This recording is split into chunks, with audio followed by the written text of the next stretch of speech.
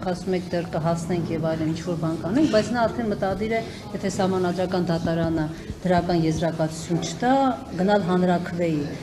Իր ասում են, որ Վարկանիշի կտրուկ անկում ունի, կգնա հանրաքվեի, ինչ հույսով է գնում հանրաքվեի։ Ես խորապես համոզված եմ, որ եթե անգամ գնա հանրաքվեի, դա տապալվելու, որովհետև մեր հայրենակիցների ճնշող մեծամասնությունը ոչ պատրաստ է, ոչ էլ կողմ է նրան, որ Ալիևի եւ Էրդողանի ցուցումով Հայաստանի Հանրապետության սահմանադրություն փոխվի։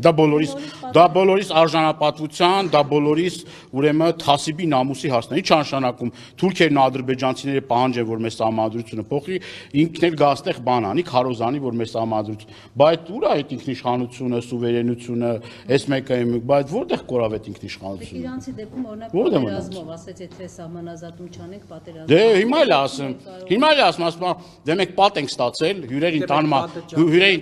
ճաքելա, այդ հյուրերին տանում է պատի մոտ, Ալիևն էլ իր հյուրերին, օտարերկրյա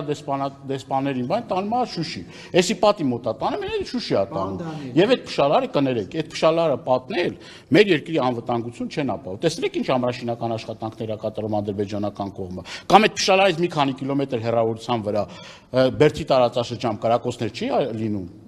Բա կներեք, այս մի քանի օր առաջ էր ընդամենը, ասում են Պարավակար, Չինարի, Այգեձոր գյուղերում թշնամին ինտենսիվ կրակոցներ արի եւ սրանք ասում են ոչ թիրախային կրակոցներ է։ Այսինքն որ մարդ չի մահացել, դա նշանակում է ոչ թիրախային, կամ մարախ ուղեղի կրակել են, կամ ինչքան էլ մեր վրա կրակեն, մենք գնալու ենք խաղաղության դարաշրջանի, դրա տրամաբանությունը ո՞րն է։ Խաղաղության պայմանագիրը ստորագրելուց 5 րոպե հետո հայերն ադրբեջանցիները սկսելու են իրար հետ առևտուր անել։ Ուզում էի ճշտել Տավուշում պատրաստվում են ադրբեջանական կողմի հետ առևտուր։ Դուք ո՞նց եք պատկերացնում, եթե թշնամական պետությունը ամեն օր հայտարարում է, որ Հայաստանի Հանրապետության տարածքների վրա հավակնություն ունի։ Ասում է արևմտյան Ադրբեջան, ցուցակներ է հրապարակում, ըստ այդ ցուցակների տարբեր տարածաշրջաններում պետք է ադրբեջանցիներով բնակեցվի։ Ոնց է պատկերացնում, բա Արցախն ու Հայաստանը դրանք նույն բաներն են։ Արցախը մեր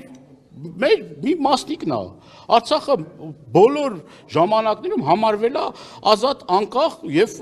դա համեմատել Հայաստանի Հանրապետության տարածքների հետ, այսինքն որ Ադրբեջանը հավակնություն ունի արևմտյան Ադրբեջան, դա աբսուրդ է, դա ցինիզմ է։ Ոնց կարա նման համեմատություն լինել։ Արցախում էթնիկ զտման ցեղասպանության արդյունքում մի Արցախը հայաթափվել է հազարամյակներով ապրող արցախցին, որ իր հողու ջերմ ա եղել։ Էթնիկ զտման ցեղասպանության արդյունքում հայրենազրկվել է։ Դրանք տարբեր բաներ են։ Հիմա գեղական միշկի խումբն է ուզում լուծարի։ Այն ֆորմատը, որով որ Արցախի կարգավիճակի հարցը պիտի այո, Արցախի ի վերջո կարգավիճակի հարցը պիտի որոշվեր։ Դրանք տարբեր process-ներ են, խնդրում եմ, մի համեմատեք իրար հետ։ Դա անհամեմատելի process-ներ են եւ ընդհակառակը պետք է Ադրբեջան դրա համար պատասխան տա։ Մենք չենք համեմատում, Ադրբեջանն է համեմատում եւ երբ որ Ադրբեջանը գլուխը պատին է տալի, Ալիևն էլ է գլուխը պատին տալի, որ նման համեմատությունը դա անհամեմատելի է, ինքը ցեղասպան ղեկավար է, բռնապետ ղեկավար է, Ադրբեջանը չի կարող ուրեմն հավակնություններ ներկայացնել Հայաստանի Հանրապետության տարածքների վրա ու այդ իր բերանը լեզու դնողը հենց այս իշխանություններն են։ Երբևէ նման հայտարարություններ, եթե ես չեմ սխալվում, նախկինում նման հայտարարություններ չի արվել։ Հիմա այնքան է, այսպես ասած, հաբրգել Ալիև կոչվածը, որ արդեն բացեբաց հայտարարություններ անում եւ դրա համար պատասխանատվության չի ենթարկվում։ Բայց Հռոմի ստատուտ էին ընդունում, որ Ալիևին պատասխանատվության ենթարկեն։ Ինչ եղավ այդ Հռոմի ստատուտը։ Ալին Սիմոնյանն ասում է, որ հիմա մենք բալանսավորված քաղաքականություն ենք անում, ոչ Ռուսաստան ենք, ոչ Արևմուտք ենք, բայց ակնհայտ է, որ այս ընթացքում Նիկոլ Փաշինյանի իշխանությունը ավելի շատ փորձում է բարիդրացիական հարաբերություններ հաստատել Թուրքիայի ու Ադրբեջանի հետ։ Դա անգամ մենք կադրերում ենք տեսնում, թե այսպես մտերմության նշաններ են։ Դա ստացվում է, որ Հայաստանի արտաքին քաղաքականությունը հիմա որ ուղղության վրա է։ Իսկ իրենք իսկապես փորձում են բալանսավորված արտաքին քաղաքականություն։ Բաց չի Հայաստանի քաղաքականությունը ինչ ուղղության վրա է։ Դրա նաև պատկեր երևում էր նաև Տիրանայում, չէ՞։ Ալբանիայում չէր երևում Հայաստան դեպի ինչ ուղղության է, դեպի Թուրքիա Էրդողանի խավորությամբ այդ ուղղության վրա է գնում։ Իսկ որ ասում են, բա մենք այսպես չի, այնպես է, մենք ինքնիշխան ենք, այսպես ենք այն։ Այսինքն ինքնիշխան պետությունում այս ընթացքում այնպիսի զարգացումներ են տեղի ունեցել, որը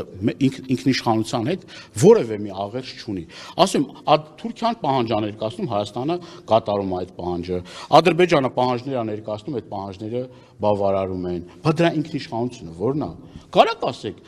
ախր աշխարհում սահմանադրությունից, անկախության հռչակագրից պետության համար ավելի թանկ ու ավելի կարևոր բան չկա։ Դու թշնամու պահանջով փոխում ես այդ սահմանադրությունը, անկախության հռչակագիրը դες ուզում փոխես,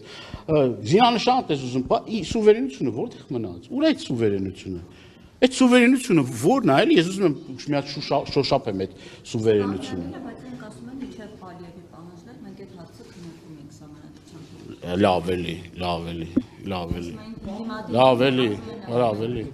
Լավ, այսինքն կներեք էլի, հազար ներողություն։ Ինչ իրանց օրակարգում այն ժամանակ էլ կար, որ Արցախը, ասում են, Արցախը Հայաստան է եւ վերջ, մենք մի փոքր նվազեցնենք մեր պահանջները,